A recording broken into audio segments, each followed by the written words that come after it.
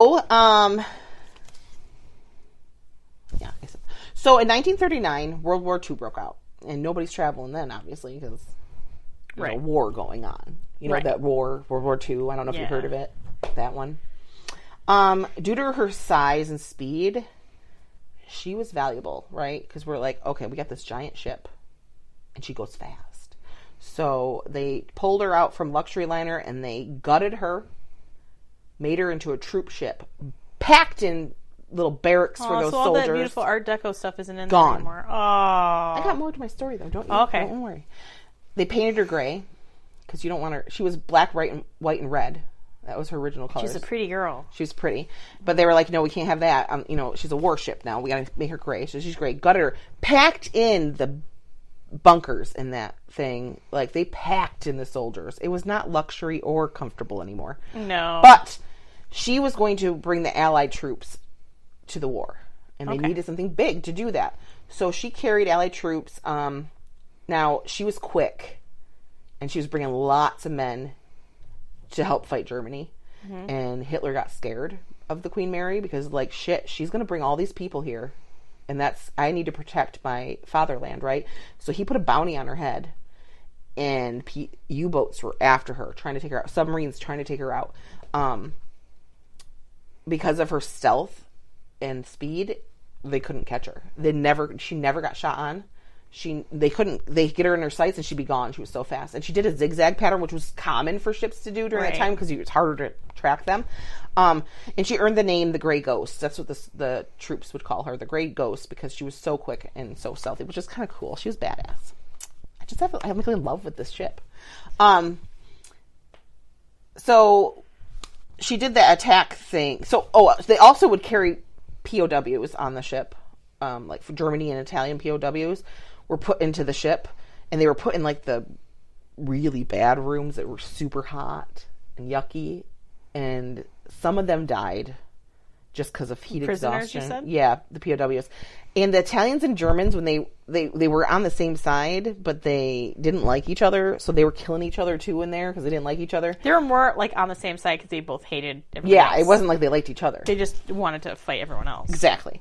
And then she had to go to Australia to get troops and stuff, so they had to go to through the Indian Ocean, and the Queen Mary was built for North Atlantic travel. Right. She wasn't meant to be going in this hot. She's like me.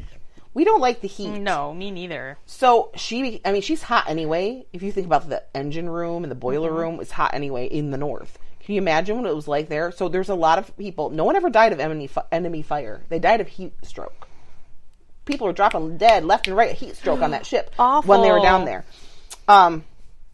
So I was saying how she did that zigzag pattern, and there were smaller ships that would go along with her, like kind of transport ships that went with her that had other soldiers on them. That would travel with her, and they were, you have to be smart about it. She's quick, she's fast, she's moving back and forth. Stay out of her path. You're little. Get away. Well, this one ship had soldiers on it. It was called the HMS Caraco. And the captain really wanted to get up close look at she was like famous. She's infamous. I got to see this ship up close. So, stupid captain of that ship goes up to see her on the side, and she turns. Well, she can't slow down fast enough. She's going too fast. And the Queen Mary just cuts that ship right in half. And 337 people died. And guess who didn't die? The dumbass captain. He didn't die, but he did get in big trouble. I bet. He did have to go to trial and stuff for that.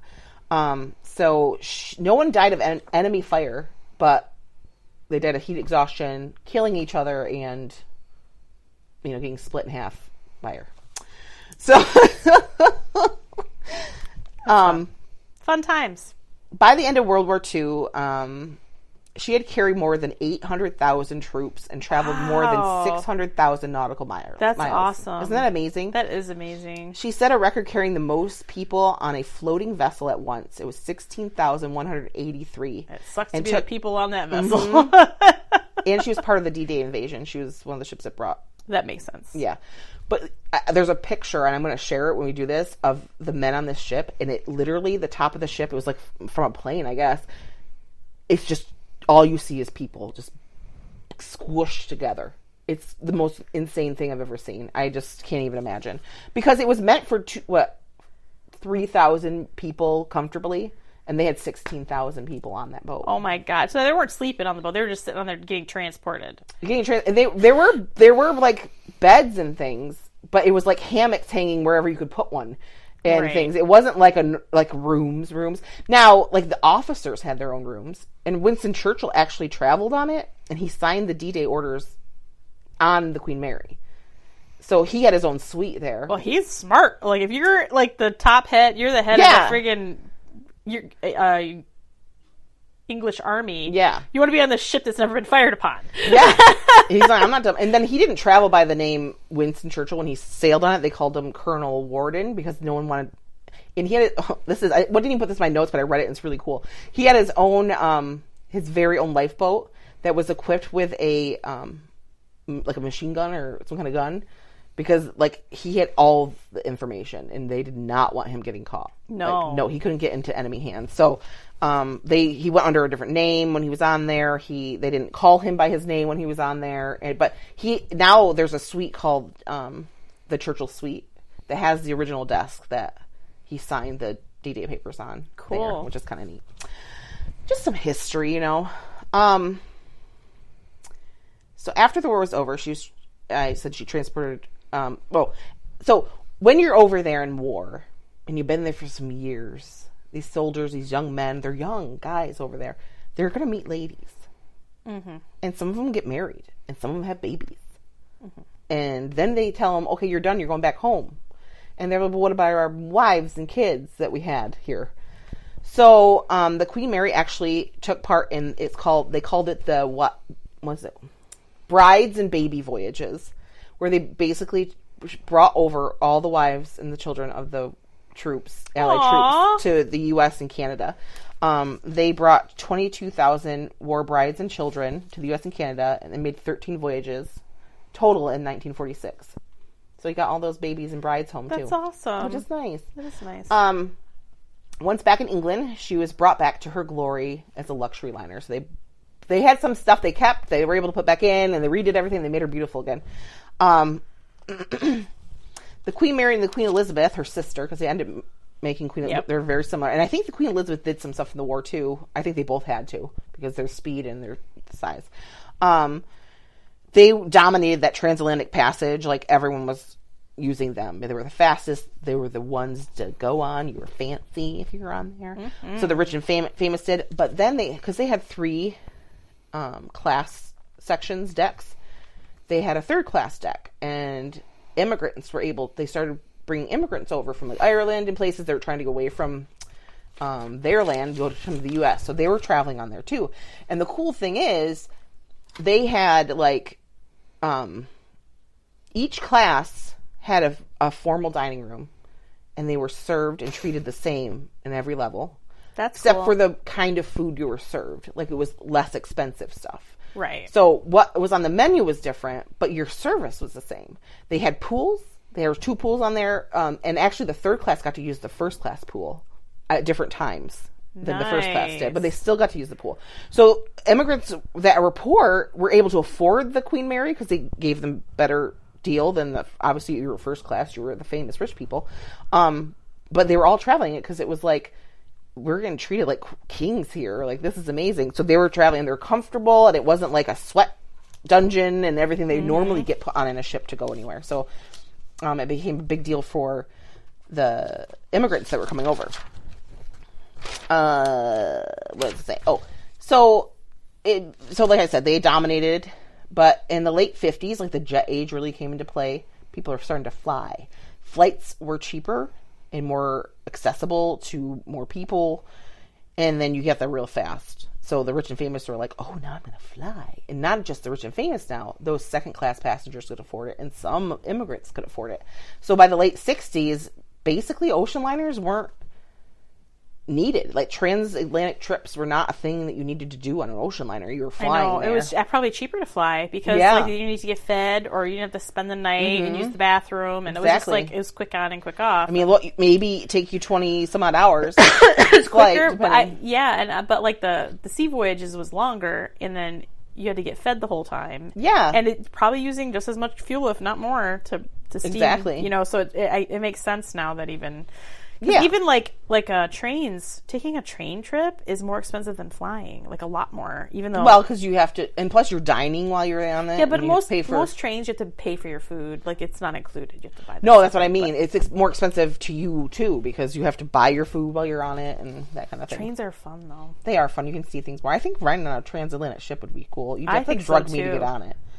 Yeah. Well, and they said also, I watched this little video, and I'm going to share the link to it because it's really cool. But they said that people weren't necessarily riding on the Queen Mary to get off on the other side. They were going to ride her back to where they came from because they were just on it to experience the Queen Mary.